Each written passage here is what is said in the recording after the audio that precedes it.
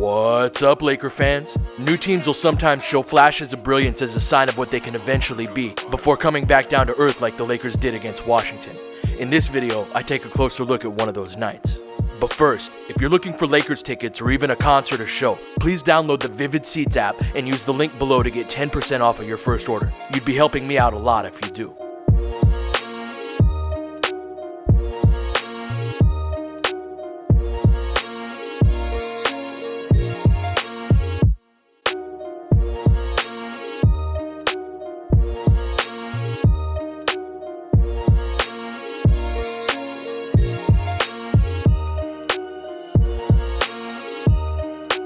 Lonzo's at his best when he's putting pressure on the rim, and there have been encouraging signs of that recently.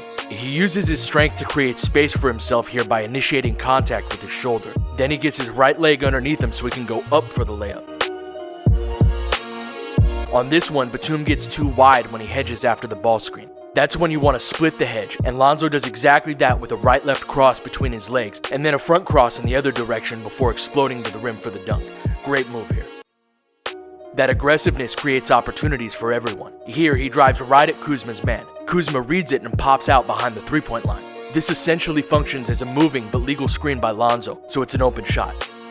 JaVale McGee was the main beneficiary of Lonzo drawing that second defender.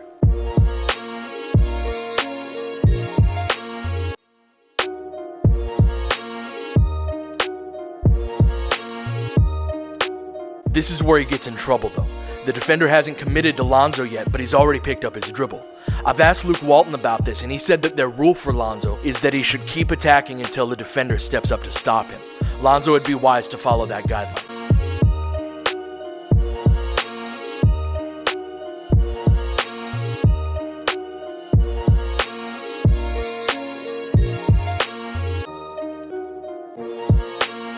Lonzo's scoring in this game was mostly in transition and on spot-up threes, and that's probably a template for where he'll get most of his baskets. He needs to hit his jumper at a higher clip than he has been recently in order for his entire offensive game to come together.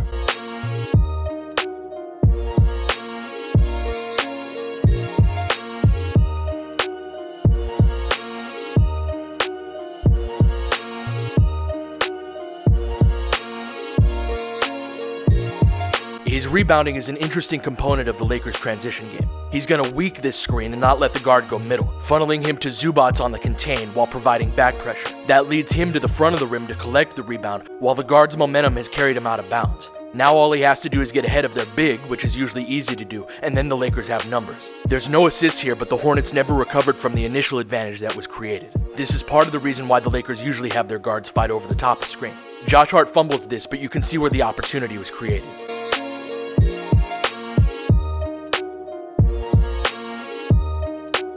On this one, Lonzo is a rim protector and then makes the quick outlet after collecting the rebound. The Lakers want Lonzo and LeBron to get as many defensive rebounds as possible because of how that corresponds to opportunities on offense. Lonzo also did a good job of redirecting rebounds to teammates and completed his triple-double with a tap-in himself.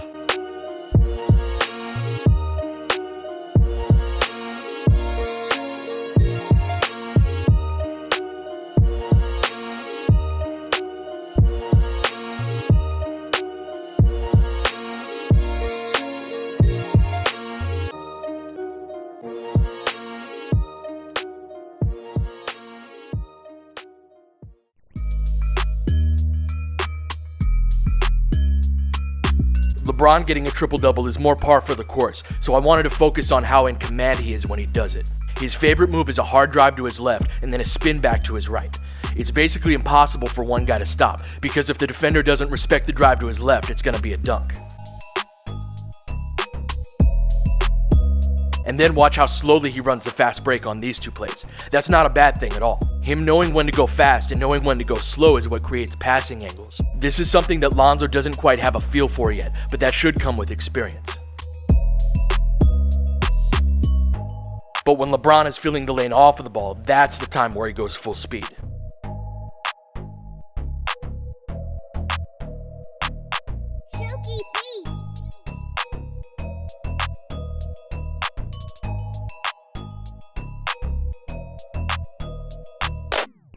This idea of changing speeds applies to his pick and roll game as well. Here he slows down a bit as he comes off of the screen and then explodes into the drive and spin move combo. I love this play. Chandler goes to set the screen, but Batum goes under as Tyson rolls. Then he comes back to set another one, which gives LeBron a head of steam.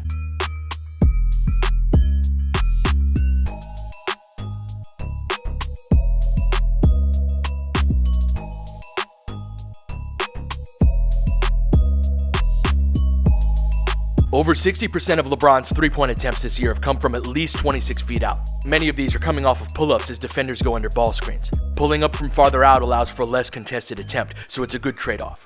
This was an interesting game because it showed how Lonzo can be great at the same time that LeBron is, which isn't easy to do. They're combining their playmaking talents on the same possession more frequently. Lonzo will never be the type of scorer that LeBron is, but he can learn how to change speeds from him. If he does, we'll see more and more games like this one.